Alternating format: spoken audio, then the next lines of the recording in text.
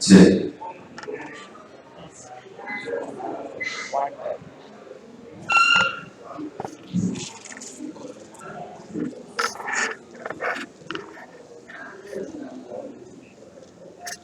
Good morning, everybody. Welcome back to the second day of Ashoka in 2016. Now we are going to start the morning session today, which includes the first one, the lecture on surgical advances in PI surgery. For this session, we are request chair the session, Dr. P.P. Bose and Dr. S.P. Kasarkar. Both are the senior consultant gastroenterologist from Calcutta. Sir, please on the dais.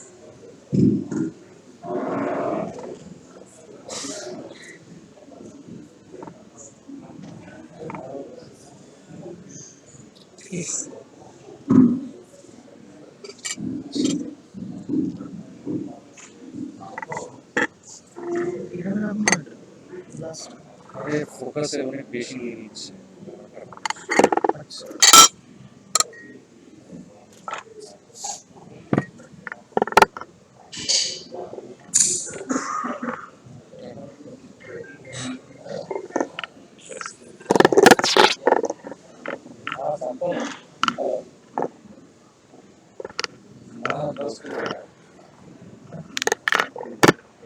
ठीक Very good morning, everybody. We'll start our first session today with Dr. Adarsh Chaudhary, who's the chairman of Division of GI Surgery in Vedanta University. So now he'll be talking on surgical advances in GI surgery. Dr. Adarsh Chaudhary needs no introduction. He is one of the dynamic GI surgeons in India, and I request him to come over to the stage and start his speech. Thank you very much. I know there are very few surgeons in the audience, so my talk is going to be more general than surgical.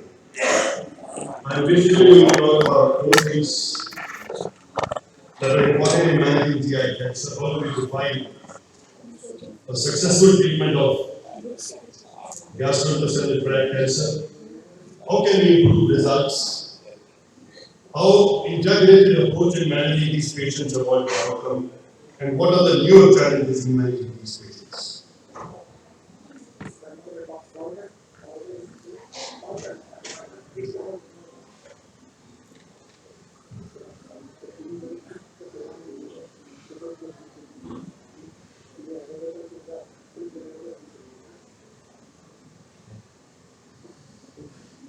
How can we improve the results of surgery? There are two types of results. One are short-term results, which essentially means the mortality and morbidity associated with surgery. The long-term results are the quality of life issues and long-term survival of patients with cancer. Short-term results can be improved by proper assessment of a cancer with current radiological techniques, endoscopic techniques. Majority of times we have good information pre-operatively.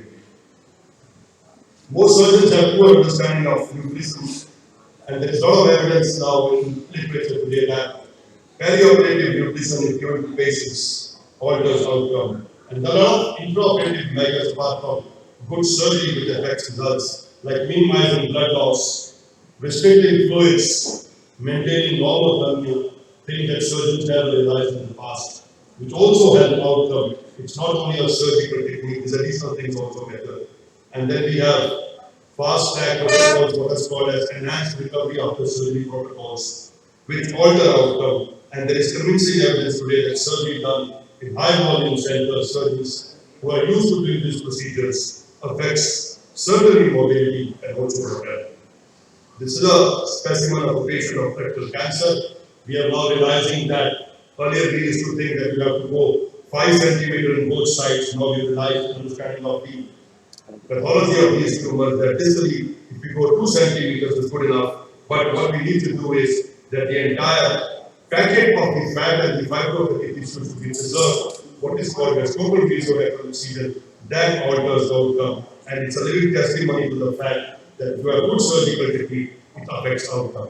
Like in pancreatic gleneagles, it is not the removal of the specimen, it is the clearance of the tissues around the superior mesenteric artery or vein that affects outcome. This is an intraoperative photograph of a patient with gallbladder cancer, where the entire fiber of the tissue in the right upper abdomen has been bared open because the hepatic artery, portal vein, totally bare, and all the lymph tissue has been removed. So if you do aggressive surgery in these such kind of cancers, it affects both short-term and long-term results. And like I said, blood important. There is evidence if you transfuse blood intraoperatively, it even affects tumor recurrence. So not only it affects the patient's short-term results, but long-term results. This is a big liver tumor. Before we start transecting the tumor, we put tapes around the big vessels. That God forbid if it is bleeding, the bleeding can be stopped, and blood transfusion in these patients can be averted. And we have certain surgical principles that we very carefully ligate blood vessels so that post-operatively the ligatures don't slip and things go bad. This is an intraoperative photograph of a patient undergoing surgery for cancer. If you see what is wrong in this slide is the anesthetist gives so much of fluid. You can see the bowel is so edematous. If the anesthetist gives so much of fluid, then it affects the post-operative recovery from ileus and causes anastomotic leaks. So now we are realizing that intraoperatively and post-operatively, we should keep patients dry, which also contributes to early recovery.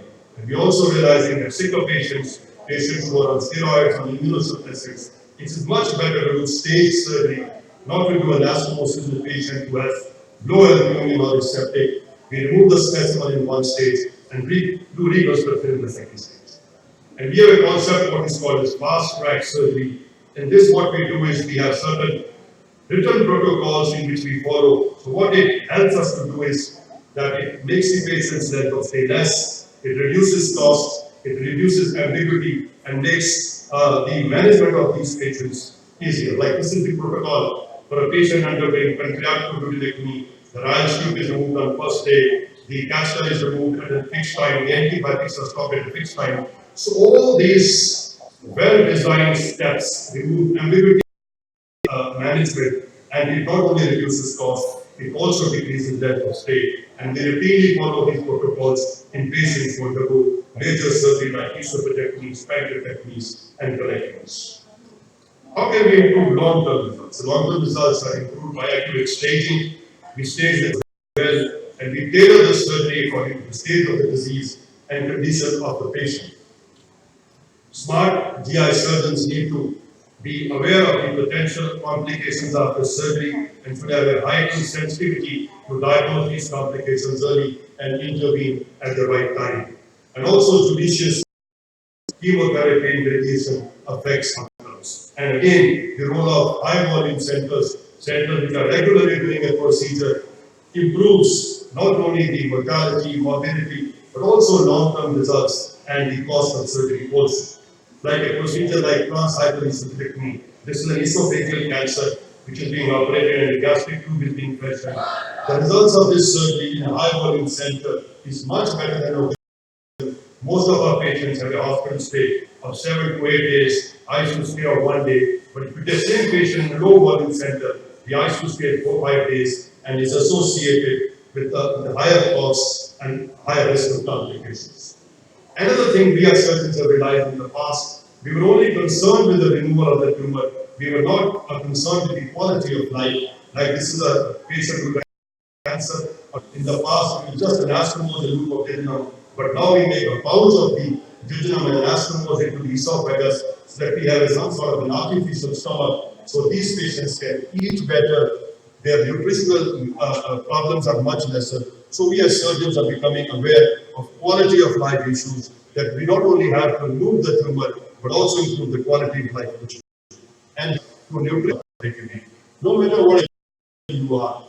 If the patient has low albumin, is malnourished, no amount of good surgical skill will compensate unless patient has good proteins, patient in the post-operative period because we keep the patient still only for a while. So early institution of enteral feeding contributes significantly to improve survival, lesser anastomotic needs, and lesser complications. Also realizing that in the right group of chemotherapy and the preoperative period is improved recurrences, and there is at least colorectal liver if you give therapy. This is one of the cases from a colorectal you can see metastasis.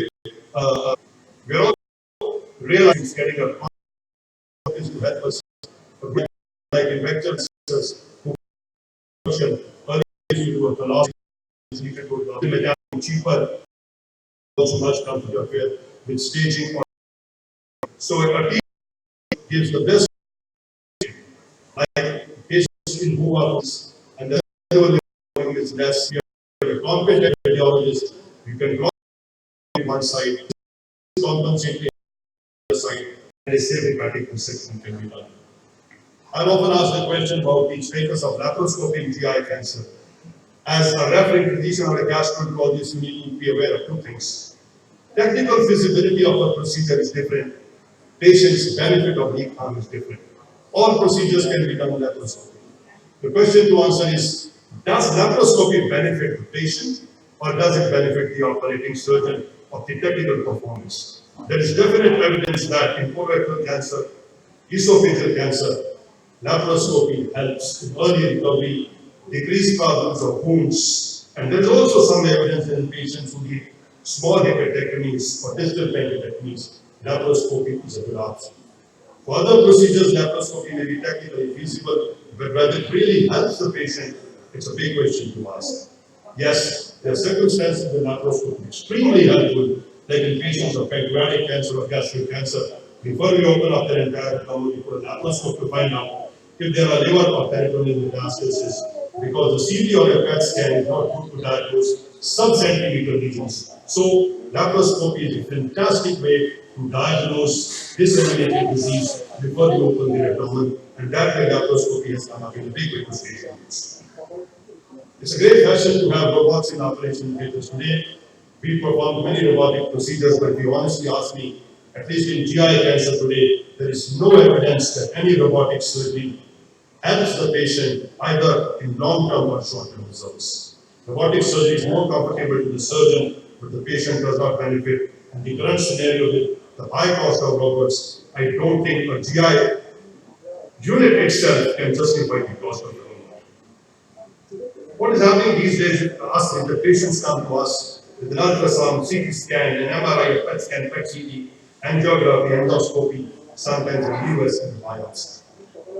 We should realize that our patients are not so rich, and the fact that you have more information to be able to stage disease better is not new. This is evident from a study which was done in the horse racing field that you had. People who bet on horses see about 50 attributes of the horse before they can predict the success. So in a study, the top 10 handicappers in the world were given only 5 attributes to choose in a horse and to predict the success. Then they were given 10, and then they were given 15, and then 20. As it's intuitive to believe that if you have more information, your prediction should improve. But did it really happen? It did not really happen. So if you have more investigations, it does not give you more information. What you need is the relevant information. Evidence to believe might increase, but whether it really improves outcome, it still goes up for a guess. We're also beginning to realize that there are modalities which have more use than what we think, like the use of a PET scan. Like in this case, if you see on a CT scan of a patient with rectal cancer has one liver metastasis. But when you do a PET scan, it shows there are more than one, there are multiple liver metastases. So PET is a great way to diagnose extent of disease beyond what you see on a CT scan. But what we are also realizing is PET is not only a diagnostic test. In some diseases, it is of great prognostic importance, like this patient of colorectal liver metastasis was given chemotherapy, and if you do a PET and CT, if it gets liquefied, if the SUV values on PET decrease, it means this patient is responding. So in times to come, I believe PET scan will be more of a diagnostic and prognostic value than what is being used today. So that's what the future of management of GI cancer is. We also have a challenge in GI cancer, and one of my biggest challenge is the greater amount of geriatric population we are getting. We are getting patients who are 85 or 90 who have multiple previous procedures, and we do not have protocols how to manage these patients. Should they be given preoperative chemotherapy? Should they be given radiation? Should we tailor the procedure according to the age? So we have a large number of geriatric population coming up with GI cancer. And we have another end of the spectrum also, with altered lifestyle, meaning younger patients are coming with pancreatic cancer, esophageal cancer.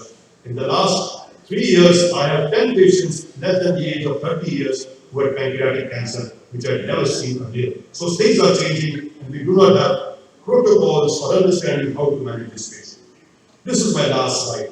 How do you choose a good surgeon? How do you realize as a gastroenterologist, as a physician, that you should refer your patient the best? I think you should evaluate various things. Apart from the surgeon's experience, just think of number of investigations a surgeon orders on. Because investigations are directed to manage patients, not to satisfy curiosity. I often get patients who have wheelbarrow of X-rays, CT scans, MRIs, and PET scans, essentially all giving the same degree of information. A good surgeon should emphasize on preoperative assessment and building up of the patient nutrition. All patients do not need same treatment. You have to tailor the surgical procedure to a patient. You can't do a radical hysterectomy on an 80-year-old, and a 25-year-old patient with cancer needs aggressive surgical management. Choose a surgeon who has emphasis on intraoperative conservation of blood. Blood transfusion during surgery is bad.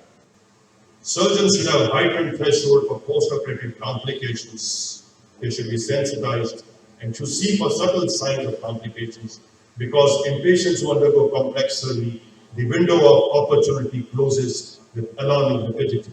If you do not intervene at the right time, you have lost that movement. Surgeons should be sensitive to quality of life issues. Sometimes I think and look at my patient, I think I've made the patient worse than what the patient was before surgery.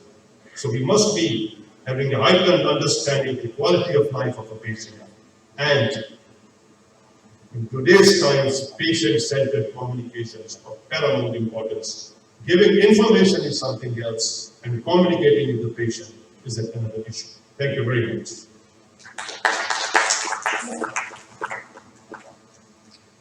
Thank you, Dr. Adas Chaudhary.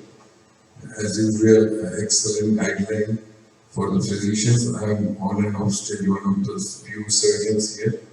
So I say that it takes a long learning curve to have be a successful surgeon, and you need a guru like Dr. Adas Chaudhary. You pinpoint you on the last slides. They're excellent. That you must have that sense of the QOL.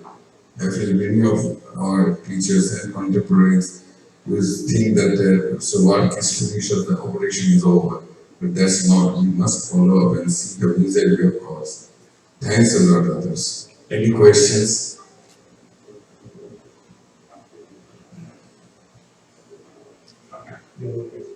Okay, thank you. So we are passing over to our next speaker.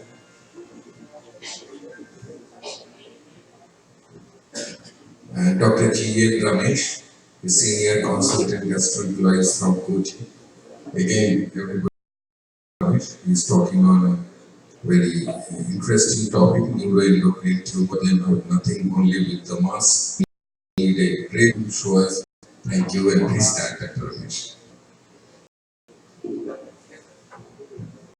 And thank you very much.